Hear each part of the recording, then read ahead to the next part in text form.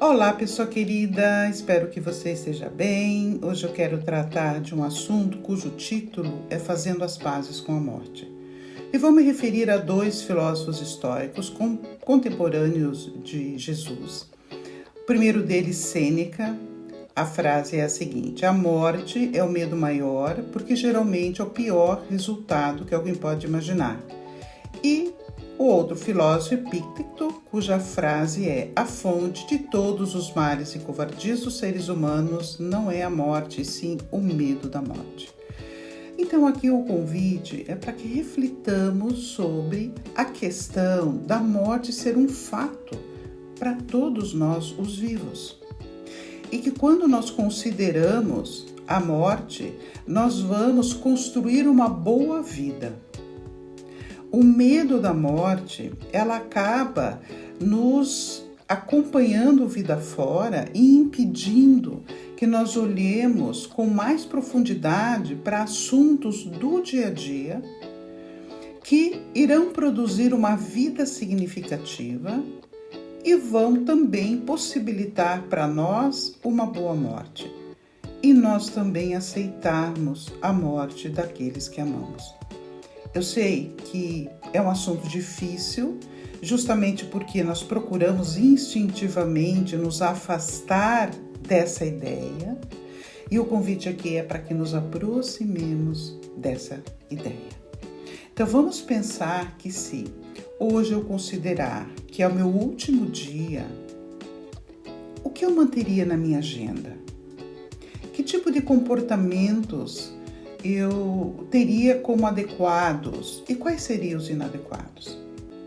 Será que cabe eu não dar o abraço no filho, na filha, no marido, na esposa, no irmão, na irmã, no pai, na mãe, porque tivemos um desentendimentozinho e vamos nos despedir emburrados de mal?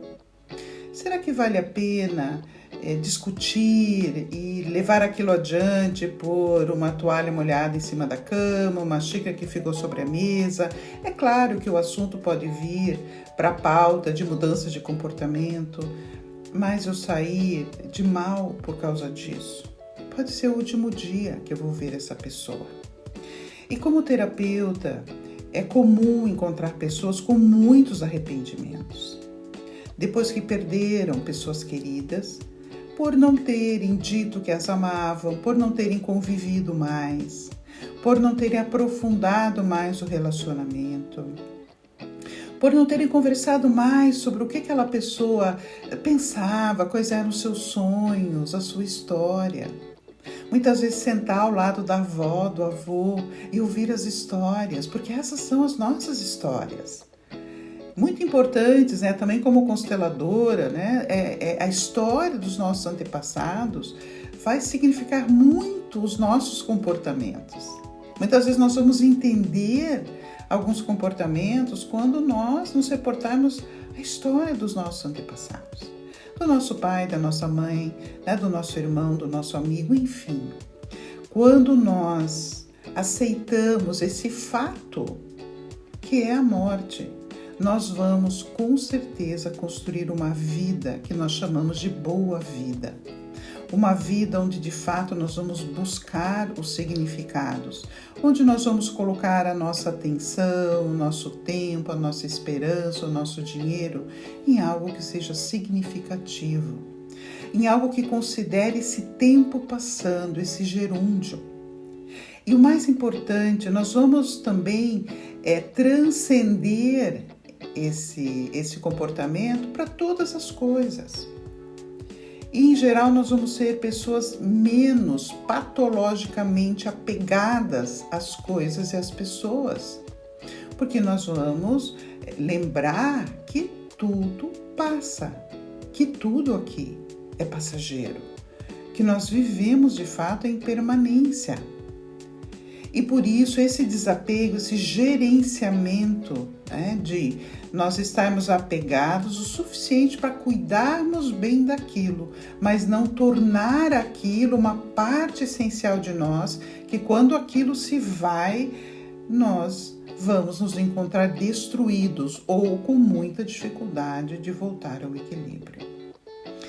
Então fica aqui o convite, pessoa querida, eu espero que essa reflexão te traga paz e alegria. Pode ser que no início, de fato, quando a gente começa a pensar, vai dar um mal-estar.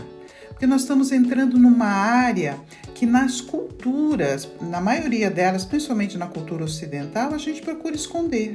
Nós escondemos a morte.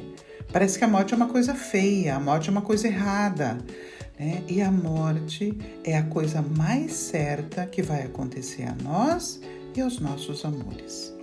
Então, que seja um dia de reflexão para que você ame mais os teus amores e também construa uma boa vida, uma vida que vale a pena ser vivida.